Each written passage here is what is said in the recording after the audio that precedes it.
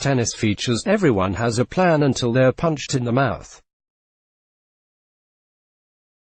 Mike Tyson might want to start claiming royalties on that infamous quote sometime soon, so ubiquitous has it become. It would have been wise for Anthony Joshua to think about Iron Mike's prophetic side after the Watford man's global career plan got stuck in a rather large Mexican rap over the weekend. Roger Federer thinks he has a plan to attack old foe Rafa Nadal on a clay court so well known to the Spaniard it could actually be annexed to Mallorca any day now. The 20-time Grand Slam champion hasn't been on it since 2015.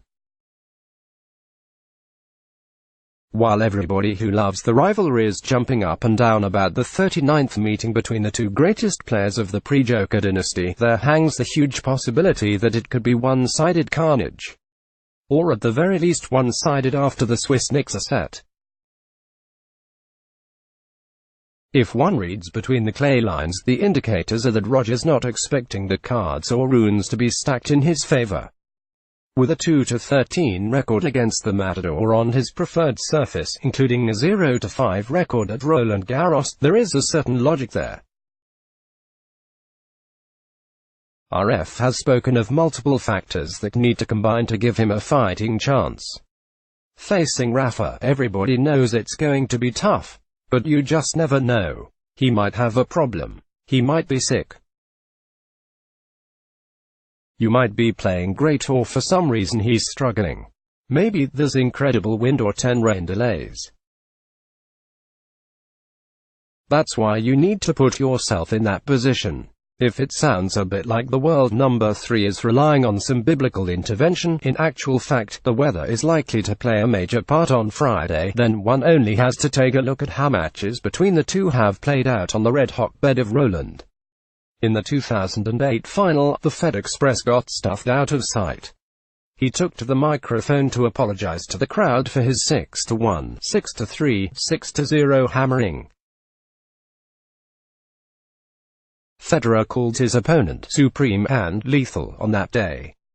In his other 3 final losses, he has managed a set but never looked like taking the match deep. While the Swiss was troubled enough by his clobbering but cuddly counterpart Stan Wawrinka in this year's quarters, his nemesis was in demolition mode against Kei Nishikori, losing only 5 games. Watching Nadal in Paris is like a training drill with only one possible outcome. Or so it seems. Of all surfaces, the red stuff is the most brutal to the brilliant, aesthetic players. It can drive the most poetic insane. On clay you don't need to have a volley, Federer says. You almost don't need to have a serve. All you need to have is legs, an incredible forehand and backhand and to run things down. John McEnroe, who never won a French Open, likened it to playing football on AstroTurf, only worse. There's no doubt that the softer surface is gentler on Rafa's knees and allows him to slide into the ball instead of being forced into abrupt starts and stops. The Roger and Rafa show only really works away from the clay. All the emotional stuff between these two monumental players has happened outside of the French capital. The crowd have tried to blow life into the contest, but there's been nothing to see in terms of tears, tantrums or titanic tiebreaks. Hold that thought and wind forward a month and there may still be El Clasico at SW19. Don't expect fireworks here, more like a drip effect of weather and Rafa wearing down his opponent with total recoil. Still, it could all go to the wire now that both players have a combined age of 70. Like against any player, there is always a chance, Federer said.